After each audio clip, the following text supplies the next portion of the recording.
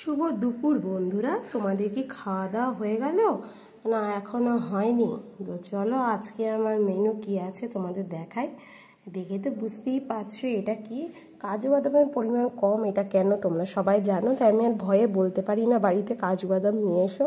ওই কাজু বাদামটাকেই একটু একটু করে চালাচ্ছি। আর এই দেখো এখানে আছে এটা আলু আর পেঁপের তরকারি, কারণ আলুর দম আমার ছেলেকে শুধু খাওয়ালে চলবে না, সবজিও খাওয়াতে হবে, তাই জন্য একটু পেঁপে দিয়ে দিয়েছি। আর এই যে এটা ভাবছো তো কিসের বড়া, এটা হচ্ছে পাকা কলার বড়া।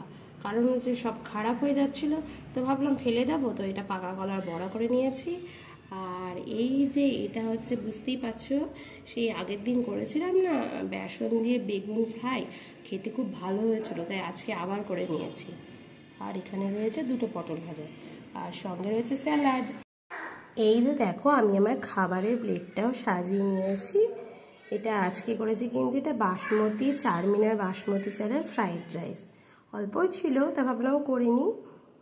আর এখানে যে বড়া, এটা পটল ভাজা, এটা ওই যে বেগুন ফ্রাই, আর এটা ওই তরকারি, আর এই যে সঙ্গে স্যালাড।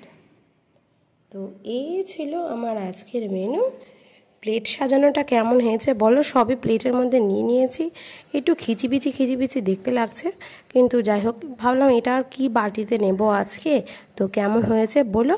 আর আমার ভিডিও যদি তোমাদের ভালো লাগে তাহলে অবশ্যই লাইক কমেন্ট সাবস্ক্রাইব করে পাশে থেকে যেও। টাটা।